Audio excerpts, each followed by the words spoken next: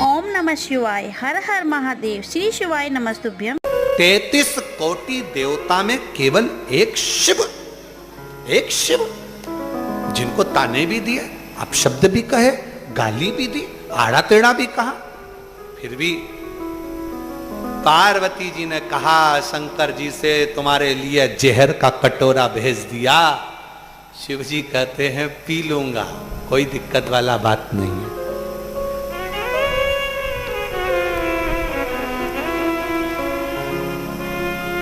पार्वती जी बोली जब इतनी गाली दी थी, तुमको अपशब्द कहा था, तो ये दक्ष प्रजापति को और सारे देवताओं को जहर पी लेना था। फिर क्यों शंकर जी के पास जहर लेकर आए? ये जहर तो तुम पियो ना। एक तरफ तो शंकर जी को गाली दे रहे हो, एक तरफ तो शंकर जी को अपशब्द कर रहे हो, एक तरफ तो शंकर जी का अपमान कर रहे हो, एक तरफ तो सभा में नहीं बुला रहे हो, एक तरफ तो सभा से बाहर निकाल रहे हो, और दूसरी तरफ जहर निकला तो शंकर जी के पास लगा दिया, और अमृत निकला तो खुद पी रहे। पियो, जो अपशब्द कहने वाले हैं उनको जहर पी लेना चाहिए। शंकर भगवान बोले पार्वती तू इतना क्रोध मत कर, क्यों अपना बीपी बढ़ाती है? क्या मतलब ऊंचा नीचा करने से, क्यों मतलब ये सोचने से? फालतू की बात है। टेंशन ज्यादा लोगे तो शुगर हो जाएगी, बीपी हो जाएगी, थायराइड हो जाएगी, आधे से ज्यादा बीमारियां व्यक्ति को, तो केवल आधे से ज्यादा बीमारियां व्यक्ति को ये टेंशन लेने के कारण है। इसीलिए कहते हैं टेंशन मेंशन नहीं लेना, मेंशन रहो, जिंदगी को मेंशन में जियो, टेंशन में नहीं। क्यों चिंता करते?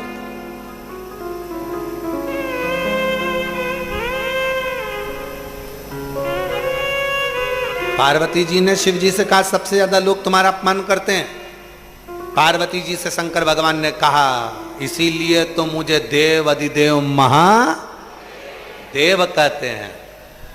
जो बच्चा बचपन में ज्यादा कुटाता है, खूब गाली खाता है, पढ़ता लिखता भी नहीं, फिर भी मम्मी पापा के हाथ से खूब जूते खाता है, वही एक दिन अपने परिवार का नाम रोशन करके बताता है। वही, और इसके सबूत बैठे हम खुद ही।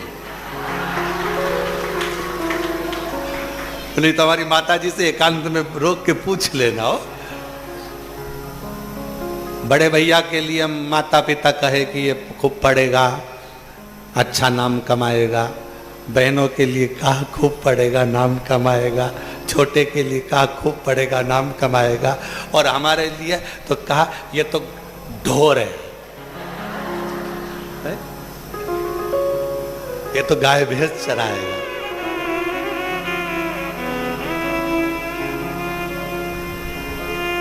और तेरी कृपा का क्या भरोसा, कब किस पर हो जाए, जरा सी हम पर कर दो, जरा सी हम पर कर दो।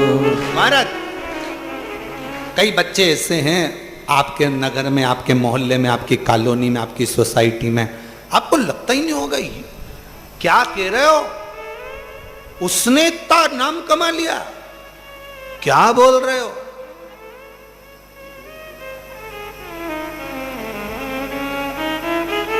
और तो और हमारे सीहोर में भी घूम कर आओगे और कोई सिर फेरे के पास पहुंच गए ना और हमारा नाम ले दिया तो वो भी तुमको किसका नाम लिया?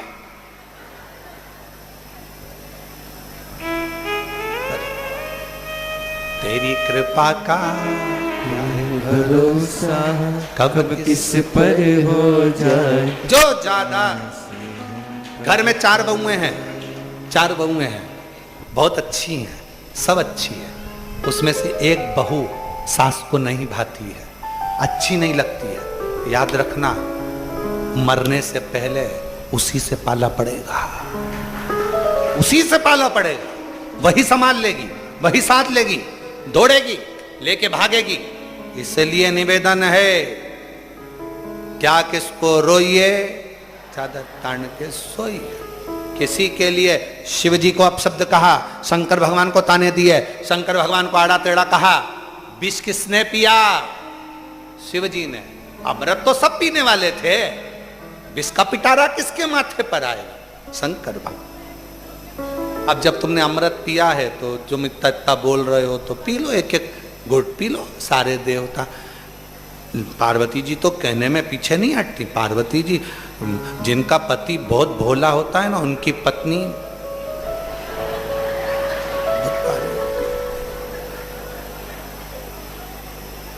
हमेशा याद रखना, भोले को भोली नहीं मिली है। ये कभी मत सोचना कि वो कहते ना, डॉक्टर की डॉक्टरनी, कलेक्टर की कलेक्टरनी, पटवारी की पटवारन, पंडित की अन। अच्छा, वो डाक देने वाले डाकिए की, अब उसका संबोधन क्या बोला उसके लिए? अब विचार करे। अब वो बोले भोला है, पति भोला है, पति भोला है, तो भोले के संबंध रिश्ता जो है ना, वो परमात्मा ने अलग से जोड़ के रखा होता है। वो एक गीत था बहुत पहला पुराना, जोड़ी बनती है आसमान में, ऐसा कुछ गीत था, स्मरण में नहीं आ रहा। चूड़ी मिलती है दुकान में और जोड़ी बनती है आसमान में। वो परमात्मा, किसी को याद होगा गीत तो स्मरण में रहे। जोड़ी बनाने वाला बहुत समझ कर जोड़ी बनाता, बहुत सोच कर जोड़ी बनाता, उसने बनाई। पार्वती मैया को गुस्सा आया। ये देवता कहते हैं कि शिव जी का अपमान कर देते हैं, अपशब्द कर देते हैं, सभा में से बाहर निकाल देते हैं, यज्ञ करते हैं तो बुलाते नहीं मेरे पति को। जब मेरे पति को तुम यज्ञ में नहीं बुलाते, मेरे पति का अपमान करते हो, तो अब मेरा पति जहर नहीं पिएगा। पार्वती जी ने विष का कटोरा लिया, लेके पहुंच गई सीधे ब्रह्मा जी की पत्नी के पास। ब्रह्माणी ने पूछा ये क्या है? पार्वती जी बोली गिफ्ट, रख ले। जैसे ही उनको लगा इतना सोने का कलश, हीरे जड़े हुए रतन, इतना सुंदर गिफ्ट, उसमें भरा था विष। जैसे ही ब्रह्माणी ने संभाल के रखा, ब्रह्मा जी घूम कर आए। ब्रह्मा जी ने पूछा ब्रह्माणी से, ये कलश कैसे रखा है? कि पार्वती देकर गई। ब्रह्मा जी बोले अब भी देखिया, अभी देखिया, पागल हो गई, छू मत लेना, जल्दी देखिया, जल्दी उठा, अभी क्या भी उठा, हम तो वहां रख के आए थे, तू लिया ही। फिर पहुंचा दिया पार्वती के। पार्वती ने कहा सब निंदा करे, ब्रह्मा जी ने भी खूब निंदा करी, इसलिए इनका एक सिर कटा। शिव जी का नाम बटकेश्वर महादेव पड़ा। अब भगवान इंद्र के यहां ले गई। इंद्राणी ने पूछा पार्वती जी से, ये क्या है देवी? पार्वती जी बोली गिफ्ट, रख ले। इंद्र सभा में से बाहर निकल कर आए, अपने कक्ष में पहुंचे। जैसे ही उनने कलश देखा, इतना सुंदर है, इतना सुंदर, इसमें तो मैं पानी पीऊंगा। कौन देकर गया इतना सुंदर गिफ्ट? इंद्राणी बोली पार्वती जी आई थी देकर। इंद्र चक्कर खा के नीचे गिर गए। जैसे ही चक्कर खा के नीचे गिरे, इंद्राणी हाथ में वो कलश रखी थी जिसमें विष भरा हुआ था। चक्कर खाने वाले व्यक्ति पे पानी छीटा जाता है, इंद्राणी छीटने वाली थी, उठ गए इंद्र, ये मत छीट देना।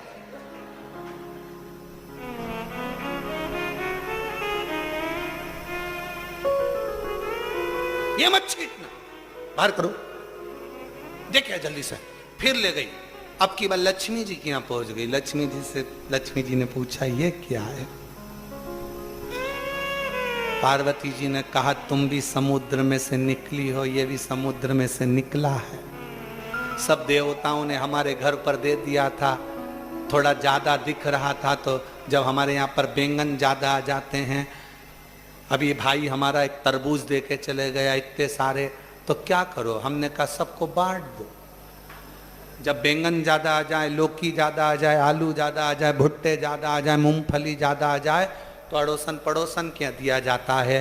पार्वती जी ने कहा एक कलश बहुत भरा हुआ था, तो हमने सोचा आधा तुम्हारे यहाँ दिया है, तुम्हारे। लक्ष्मी जी ने जैसे सुना ये तो हलाहल विष, अमृत तो भी निकला नहीं। लक्ष्मी जी तुरंत नारायण के पास पहुंची, चरण दबाते दबाते। नारायण जी ने आंख नहीं खोली, तब लक्ष्मी जी फिर चरण दबाते।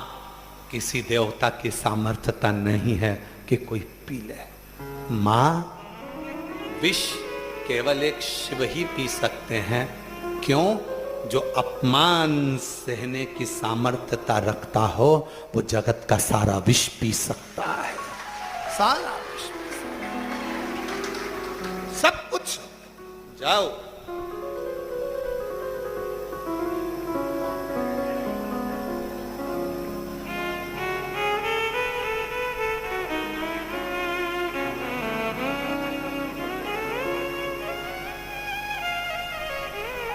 वो विष पी ले।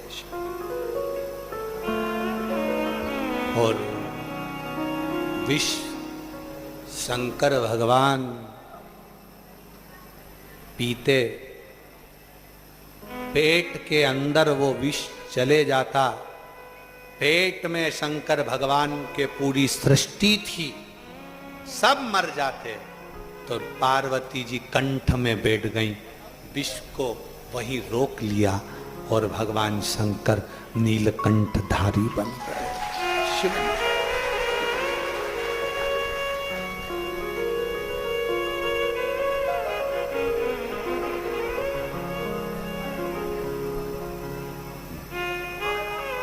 ओ नीलकंठधारी,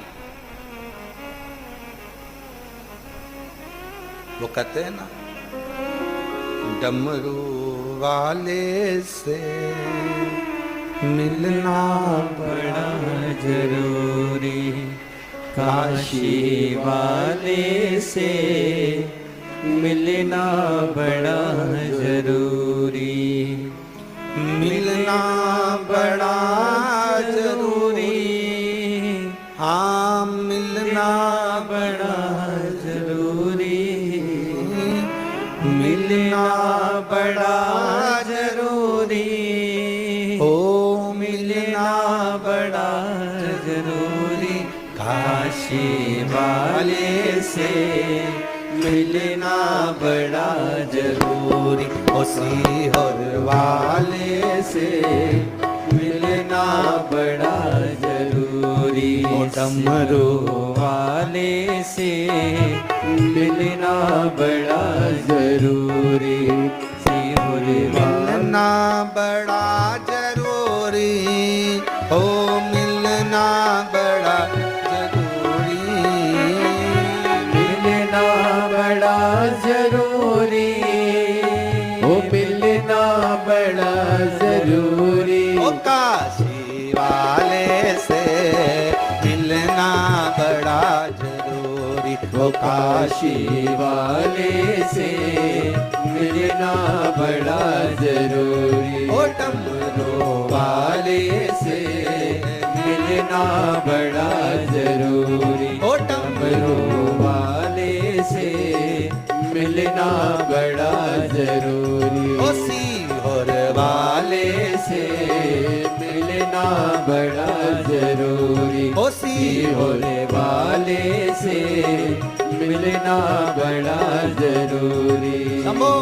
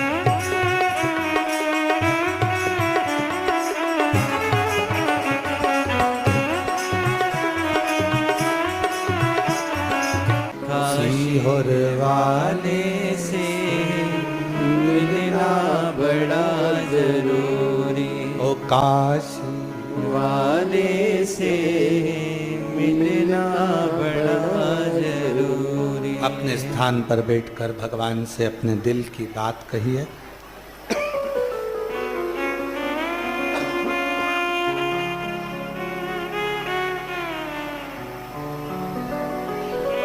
आज कथा का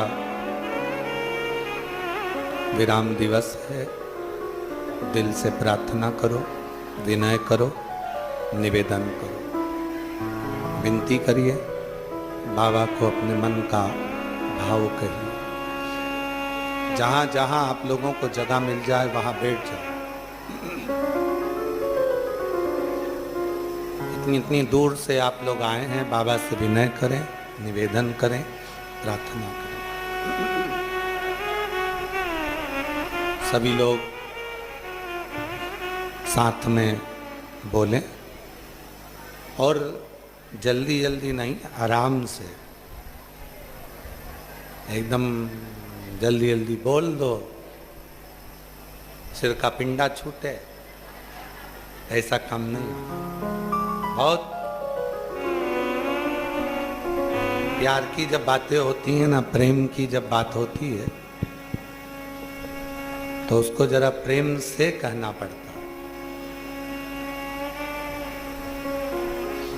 लड़ाई की बात हो तो बात दूसरी है कि बोल बुला के बच्चा। बड़े प्रेम से बाबा से विनती करो। आज कथा का विराम दिवस है। ये कथा ऑनलाइन आज विराम हो जाएगी। 8 जून से 14 जून तक शिव महापुराण की कथा चाकरवाड़ी बीड़ जिले में प्रारंभ हो जाएगी। 1 बजे से 4 बजे तक आस्था चैनल पर, फेसबुक, यूट्यूब पर, और सभी शिव भक्त उस कथा को, भृंगी शिव महापुराण की कथा को श्रवण करें। उस कथा में जिनको झटके आते हैं, मिर्गी के दौरे आते हैं, या कोई नशे की लत है वो नहीं छूट रही है, तो उस शिव महापुराण की कथा को जरूर टीवी पर भी सुने। और जो चाकरवाड़ी के आसपास के शिव भक्त हैं, वो चाकरवाड़ी में बीड़ जिले के सभी भक्त उस कथा पंडाल में बैठकर कथा का लाभ लें। सभी लोग साथ में बाबा से प्रार्थना करिए।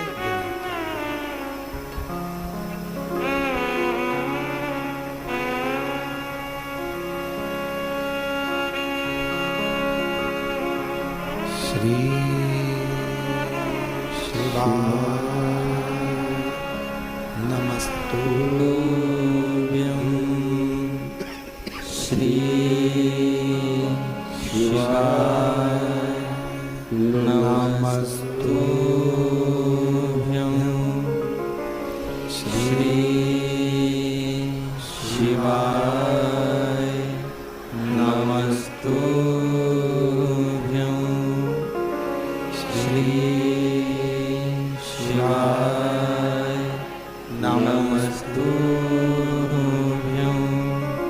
श्री शिवाय नमस्तुभ्यं। भोला सब दुख काटो हमारा, ओ भोला सब दुख काटो हमारा। शिव शंकर जपू तेरी माला, भोले बाबा जपू तेरी माला।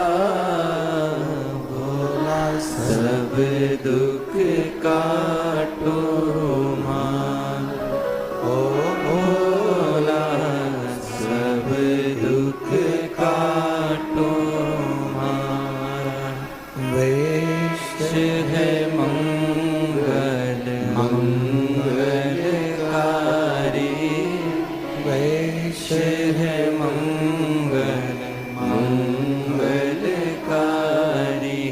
शमशान वासी हमारा, शमशान वासी हमारा, ओ भोला सब दुख काटो हमारा, ओ भोला सब दुख काटो हमारा।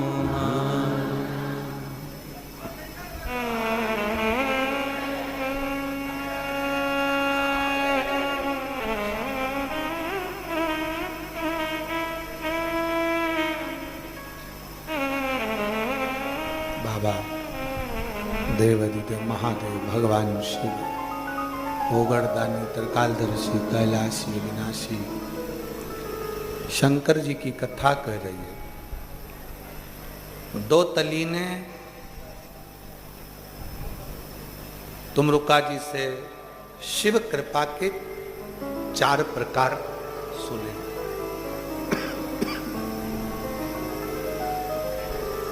पहले नंबर का स्मरण, दूसरे नंबर की जम के बोलो दृष्टि, और तीसरे नंबर का शिव कृपा का वर्णन करा गया शब्द।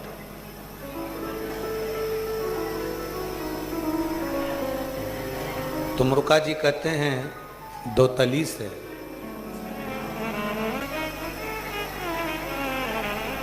एक शब्द भी शिव की कृपा का पात्र है। टिटहरी देखी आप लोगों ने, एक पक्षी, वो पक्षी अपने अंडे को जन्म देता है पृथ्वी पर।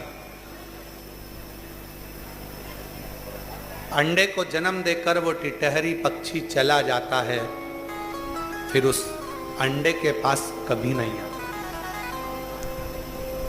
क्या करता है? आसमान पे चिल्लाता रहता है, चिल्लाता, खूब चिल्लाता, और उसके चिल्लाने से, उसके बोलने से जो अंडा है टिटहरी का, उसमें जो बच्चा है वो पूर्ण तरह से स्वस्थ जन्म ले लेता है। शब्द, और वो शब्द उस टिटहरी के मुख से निकले हुए शब्द उस अंडे के अंदर रखे हुए बच्चे को सुरक्षित रखते, सुरक्षित।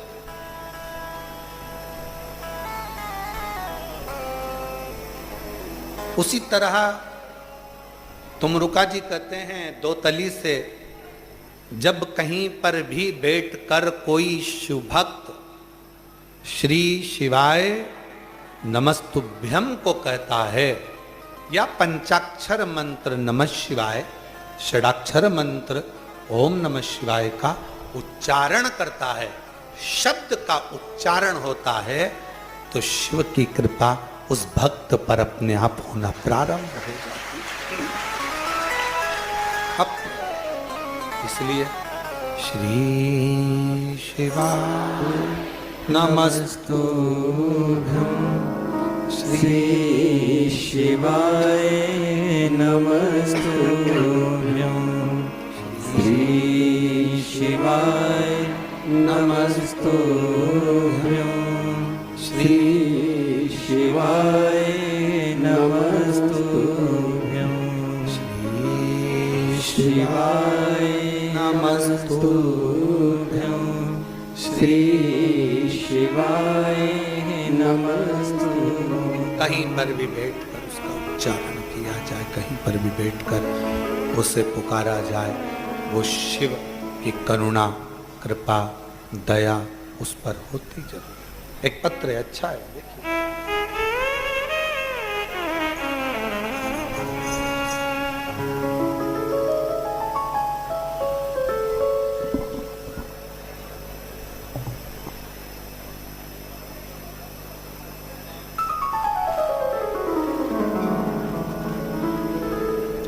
अंजू भदौरिया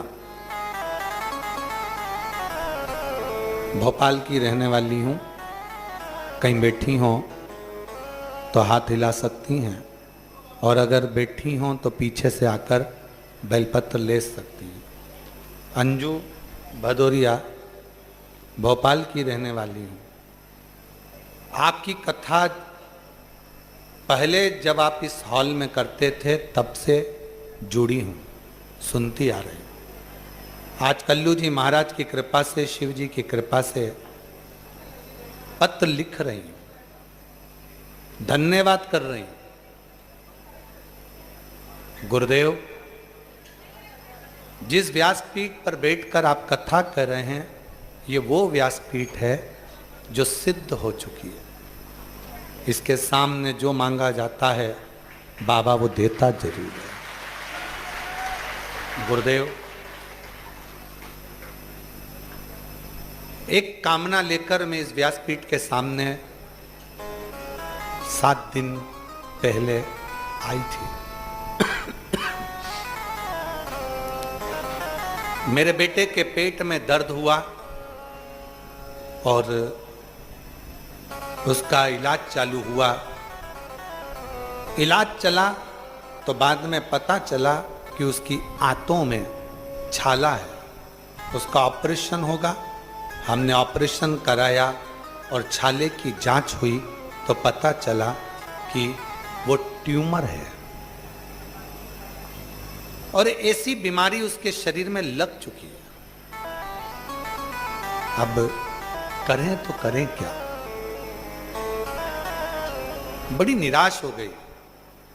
सूचना मिली कि इसी व्यासपीठ पे कथा है जिस व्यासपीठ से लोगों के दुखड़े मिटते हैं। मैं इस व्यासपीठ के सामने आ गई। पहले दिन की कथा पंडाल में रहकर बाहर सुनती रही, दूसरे दिन की कथा सुनी, फिर यहां से जाकर बेटे से कहा कि तू चिंता मत कर, मैं मांग कर आई हूं कुबेरेश्वर बाबा से, वापिस जांच कराएंगे, बाबा कृपा करें। गुरुदेव, हम लोग बाबा को प्रार्थना करें। रविवार को बाबा के पास से गए, सोमवार को पुनः जांच प्रारंभ हुई, मंगलवार को रिपोर्ट आ गई और बाबा की कृपा ऐसी हुई कि बिल्कुल सही रिपोर्ट आ गई और अब बच्चे के पेट में कोई ट्यूमर की बीमारी पनपने वाली नहीं। लोग कहते हैं कि 3 महीने में कुबेरेश्वर बाबा देता है, 3 महीने में फिर बुलाते हैं, लेकिन बाबा ने मेरी तो 3 दिन में ही सुन ली और मुझे बुला लिया। गुरुदेव, शिव शिव है, बाबा बाबा है। कहीं बैठी हो तो आ सकते, आ जाइए। और तेरी कृपा का है भरोसा, कब किस पर हो जाए, जरा सी हम पर कर दो, जरा सी हम पर कर दो। जिस पर भी हो गई तेरी करुणा कृपा, वो भव पार हुआ, भव पार हुआ। पापी हो चाहे जितना, उसका भी बाबा उद्धार हुआ, उद्धार हुआ। एक बेटी है, एक बेटा है, पति है नहीं। बहुत दुखी हो गई थी जब बेटे की हालत देखी और ट्यूमर पूरे शरीर के अंदर जब फैलता हुआ बताया। बाबा से प्रार्थना कर कर गई और 3 दिन के बाद वापिस बाबा को नमन करने, धन्यवाद देने को। शिव है, शिव। एक पत्र अच्छा है।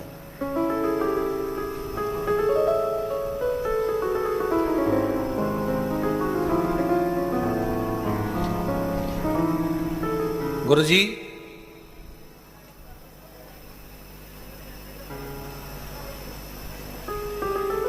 पत्र में अब उन्होंने नाम तो लिखा नहीं है।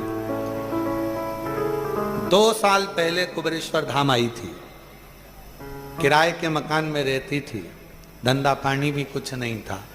जिसने लिखा है पत्र, अगर बैठी हो तो बेलपत्र लेने आ सकती है। बाबा से कहकर गई थी कंकर शंकर पूजन कर कर कभी मेरे भी मकान में मुझे बिठा दे और मेरा कोई काम धंधा अच्छा चला दे। बाबा की कृपा से आज बाबा को फिर प्रणाम करने आई हूँ। बाबा ने मकान भी दे दिया और काम धंधा भी दे दिया। मैं बाबा को नमन करती हूँ। अगला पत्र,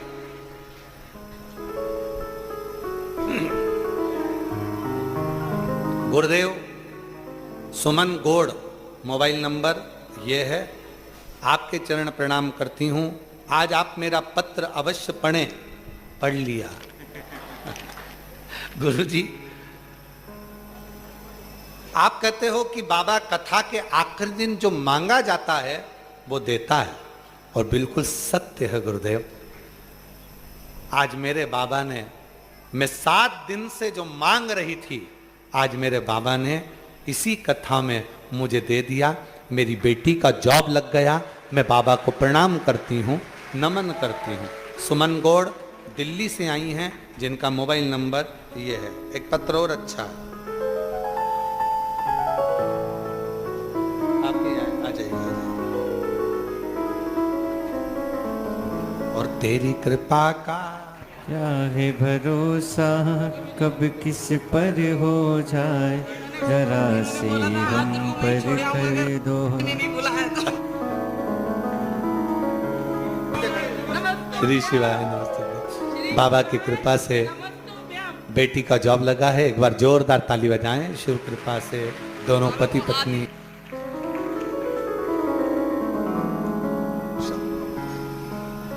एक पत्र और अच्छा है। मेरा नाम आरती मेहरा है। मैं करमेटा जबलपुर मध्य प्रदेश की रहने वाली हूँ। बाबा की कृपा का क्या वर्णन करूं। कहीं बैठी हो तो पीछे से आकर बेलपत्र ले सकते। शब्दों में मैं वर्णन नहीं कर सकती, बड़ा मुश्किल है बोलना। मेरा परिवार किराए के मकान में रहता था, जिसका किराया 1500 रुपये की जिंदगी जी रहे थे। मकान मालिक को किराया देना, बिजली का देना, और इतना घर में पैसा नहीं था कि पूरी घर में अच्छे से जिंदगी जी सके। सोचती थी कि पूरी जिंदगी क्या हम लोग ऐसे ही निकल जाएगा, कभी कोई हाथ पकड़ने वाला नहीं मिलेगा, कोई धन प्राप्त नहीं होगा। ऐसे ही जीवन निकलता रहा। किसी के कहने पर पहली बार पशुपतिनाथ का व्रत किया। शिवजी के धाम कुबेरेश्वर धाम आ गई, और 2020 में बाबा की इसी व्यासपीठ के माध्यम से कथा सुनकर चली गई। जो मांगा मेरे बाबा ने दे दिया। गुरुदेव, 1500 के मकान के किराए के मकान में रहती थी। आज बाबा ने मुझे 3 मंजिल का मकान दिया है, जिसका किराया 15,000 रुपये आता है। गुरुदेव, 3 साल से एक बीमारी हो गई थी, वो जा नहीं रही थी। बाबा से कहकर आई। 2024 की कांवड़ यात्रा में मैं अपने परिवार को कहकर आई थी कि जा रही हूं, और जैसे ही कांवड़ यात्रा से आऊंगी, जो बीमारी मुझे हुई है वापिस जांच कराऊंगी। और ये मेरा विश्वास कहता है। गुरुजी कहते हैं कि प्रदोष की कांवड़ जब भरी जाती है तो उसका फल मिलता है। मैं भी जब कांवड़ भर कर जाऊंगी, फल मिलेगा। 2024 में आपके साथ कांवड़ भरी, बाबा से विनती करी, और आज बाबा की कृपा से मैं पुनः ठीक हो गई और बाबा को धन्यवाद देने के लिए आई। शिव कृपा इसी को कहते हैं। और तेरी कृपा का क्या है भरोसा, कब किस पर हो जाए, जरा सी हम पर कर दो, जरा सी हम पर कर दो। तेरी कृपा का क्या है भरोसा, कब किस पर हो जाए, जरा सी हम पर कर दो, जरा सी हम पर कर दो। जिस पर भी हो गई तेरी करुणा, करुणा वो भव पार हुआ, भव पार हुआ। जितना उसका भी बाबा उद्धार हुआ, उद्धार हुआ। गीत अजामिल गण के जैसे मन को तुम्हारे भाई जरा सी हम पर कर दो, जरा सी हम पर कर दो। तेरी कृपा का क्या है भरोसा कब किस पर हो जाए, जरा सी हम पर कर उसकी दो। करुणा हुई है, उसकी उदारता हुई है, उसकी कृपा हुई। जो ऑनलाइन शिव महापुराण की कथा जिस व्यासपीठ से 2018 में, 2019 में, 2020 में शिव भक्तों ने घर में बैठकर सुनी थी, आज उसी व्यासपीठ से, ये सिद्ध पीठ से इस कथा को आप लोगों ने ऑनलाइन फिर श्रवण करी है। ये जीवन का एक सुख है, जीवन का एक आनंद है, ये उसकी कृपा से। लातूर वालों, औसा वालों, आप लोगों को धन्यवाद देता हूं बहुत बहुत, जो कम से कम आपने ऑनलाइन कथा कराकर इस कथा का क्रम पुनः आनंदित किया। पुनः वो प्रयास है 6 महीने में पीछे की ओर एक बड़ा सा शेड लोहे का बने, अगर कोई कथा मान लो निरस्त होती भी है तो बाबा की कृपा से जैसा अनुकूल हो उसके अनुसार बाबा के धाम में ऑनलाइन कथा आप लोग श्रवण करते रहें और अपने जीवन में उतारते रहें। हमको नहीं मालूम था कि आप लोग इतनी संख्या में आ जाएंगे, हम तो सोचे थे ऑनलाइन है, पर इसीलिए यहाँ कोई पंडाल या टेंट नहीं लगाया। आप लोगों को धूप में देखकर हमारा खुद मन थोड़ा सा दुखित है, पर हो सकता है बाबा को आपको कुछ तपाना था, हो सकता है खुले आसमान में शिव जी को सुलाना था, और ना जाने कौन सा दुख तुम्हारी जिंदगी का काटना था, इसलिए बाबा ने तुमको यहां बुलाया। उसकी कृपा हो। 2 तली तुमरुका जी से 4 प्रकार के बाबा के कृपा को समझ रही। पहले नंबर पर स्मरण, दूसरे नंबर पर दृष्टि, तीसरे नंबर पर शब्द, और चौथे नंबर पर आया है स्पर्श। स्पर्श ये चौथे नंबर पर। क्या भगवान को स्पर्श करने से हमारे तकलीफें कट जाती है? कहा मोरनी अंडा देती है, अपने अंडे पर मोरनी स्पर्श करने के लिए बैठी रहती है, और वो मोरनी का बच्चा स्वस्थ जन्म ले लेता है। जो एक बार शंकर के मंदिर में पहुंचा, शिव मंदिर में कभी भी आपको अगर शंकर के शिवलिंग का स्पर्श करने को मिल जाए, नहीं मिले तो उसकी चौखट का स्पर्श मिल जाए, वो भी ना मिले तो उसकी सामने की रच का स्पर्श करने को मिल जाए, समझ लेना मेरे शंकर की कृपा तुम पर होना प्रारंभ। स्पर्श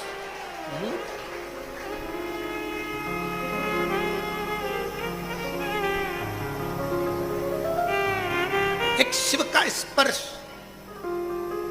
किसी तीर्थ में जाओ, किसी पवित्र भूमि पर जाओ, वहां जाकर विश्राम करते हो, वहां की रज, वहां की मट्टी, वहां की धूल हमारे शरीर को लगती है, हमारे शरीर को छूती है, वो स्पर्श करती है, तो हमारा जीवन सार्थक हो जाता है। स्पर्श, मात्र स्पर्श,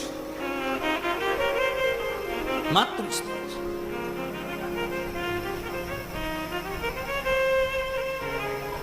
कितना सुंदर एक व्याख्यान आता है।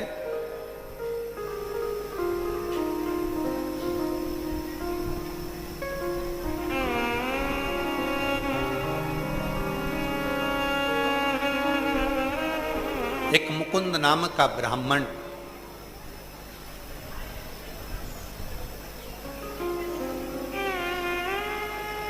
जिसके शरीर में एक रोग ग्रसित हो गया, पकड़ लिया। अग्नि पुराण का यह बड़ा सुंदर सा संवाद है जिसको आप और हम श्रवण कर। मुकुंद शरीर में एक रोग आ गया। रोग आने से मुकुंद ने मंदिर जाना, भगवान का भजन करना, भगवान का स्मरण करना, पूजन करना, भक्ति करना बंद कर दिया। ये केवल मुकुंद की कथा नहीं, ये अपनी भी कथा है। आपके और हमारे शरीर में अगर कोई रोग आ जाता है तो हम सबसे पहले भगवान का भजन छोड़ देते हैं। आज मेरा पेट दुख रहा है, मैं मंदिर नहीं जाऊंगा। आज मेरा सिर दुख रहा है, आज मैं जल चढ़ाने नहीं जाऊंगा। पेट दुख रहा है, मंदिर छूटा। सिर दुखा, मंदिर छूटा। पांव दुखे, मंदिर छूटा। हाथ दुखा, मंदिर छूटा। नेत्र दुखे, मंदिर छूटा। कान दुखा, मंदिर छूटा। दिल दुखा, आज मेरा मन बहुत खराब है, मंदिर नहीं जाऊंगा, मंदिर छूटा। खाना छूटा, जम के तो बोलो। पेट दुखा, रोटी नहीं खाऊंगी, थुली खा लूंगी, ब्रेड खा लूंगी, बिस्कुट खा लूंगी, पर खाऊंगी जरूर, मंदिर नहीं जाऊंगी। सिर दुखा, खाना तो खाऊंगी, हल्का पुल्का ले लूंगी। सिर दुख रहा है, मंदिर छूट गया तो खाना मत खाओ। शरीर में रोग आता है, सबसे पहले भगवान छूट जाता है। सबसे पहले भगवान छूटता है। मन दुखा, भगवान छूट।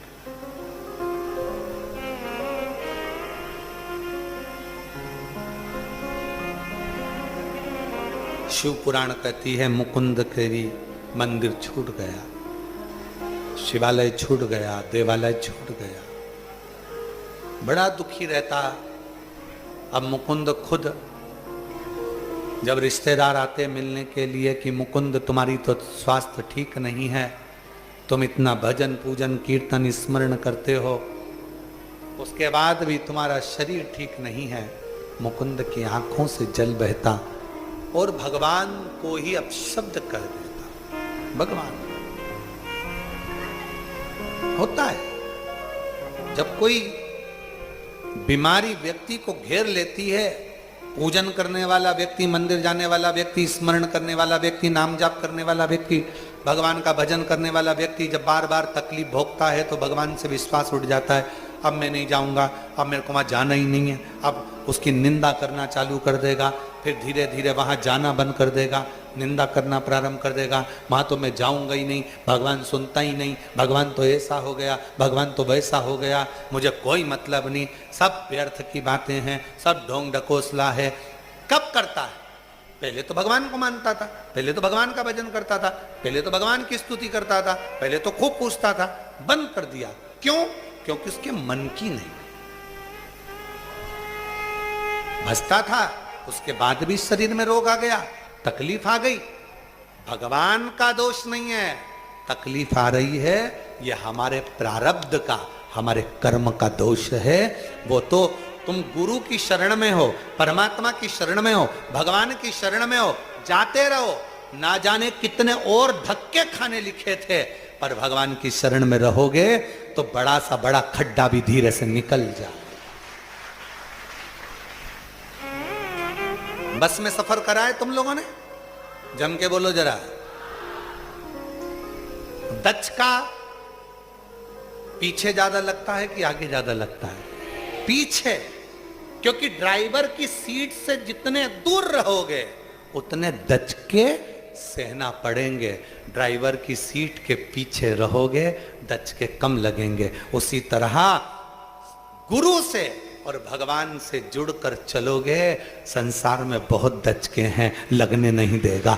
थोड़ा समय, रोड है, दचके तो होंगे, सामने रोड बना है तो दचके तो होंगे। जो पूर्व में कर्म कर कर आए हो वो तो तुम्हें भोगना पड़ेगा। संसार सागर में भोगने के लिए तो आप और हम आए हैं, पर अगर गुरु और परमात्मा की शरणागति में धीरे धीरे चलते जाओगे, खड्डे भी होंगे, दचके भी होंगे, तो धीरे से निकल जाएंगे। साथ मत छोड़ो, साथ लगे रहो, भजन करते रहो, कीर्तन करते रहो, मंत्र जाप करते रहो। इसमें क्या जाऊं भगवान के मंदिर, क्या करना मुझे भगवान से, भगवान सुनता नहीं है, केवल भोग लगाओ, प्रसाद दो, आरती करो, पूजन करो, ये करो वो करो। मुकुंद कहने लगा सब प्रपंच सब ढोंग है। मुकुंद की आंख में जल भरा था, इतना बड़ा रोग मुझे मिल गया, मैं कैसे ठीक हूं, क्या?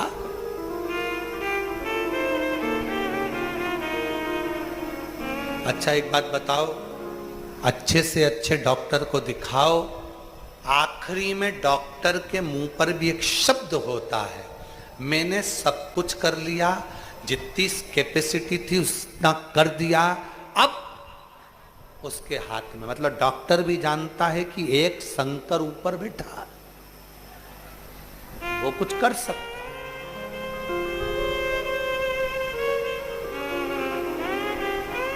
वो करेगा।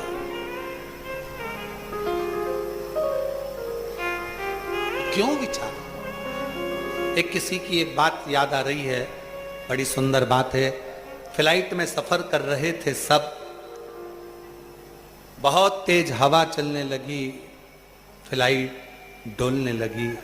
एक छोटी सी बच्ची टॉफी खा रही थी।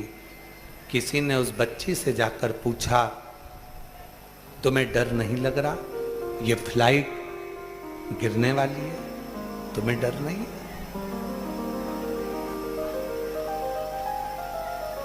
ये क्रैश होने वाली है, तुम्हें डर नहीं लग रहा? उसने कहा क्या डर लगना, मुझे डर नहीं लग रहा। क्यों? बेटी कहती है मैं इसलिए नहीं डर रही क्योंकि मेरे पापा ही इस फ्लाइट को चला रहे हैं, मेरे पापा ही पायलट हैं, फ्लाइट उड़ा रहे हैं।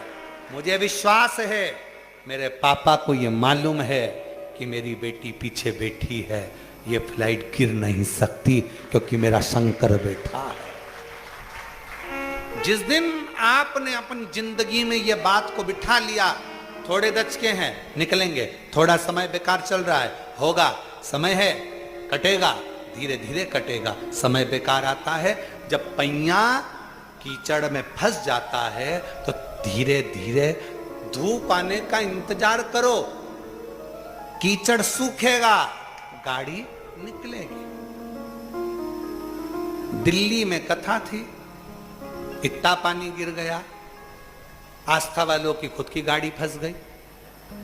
आप इनसे पूछो, पीछे चक्का फंसा, अब वो गाड़ी फंसी तो अब निकले कैसे? तो इन्होंने कहा कि गाड़ी फंस गई, क्या करें क्या करें। हम बोले कि चिंता मत करो, थोड़ा धूप आने का इंतजार करो, धूप एक दिन में 2 दिन में आएगी। 2 दिन तक धूप का इंतजार करा, धूप आई, कीचड़ सूखा, गाड़ी निकल कर बाहर हो गई। बस यही जिंदगी है, थोड़ा इंतजार करो, थोड़ा इंतजार करोगे, धूप आएगी। और वो धूप कौन सी है? परमात्मा की कृपा की धूप आएगी और धीरे से गाड़ी पार हो जाएगी, निकल थोड़ा।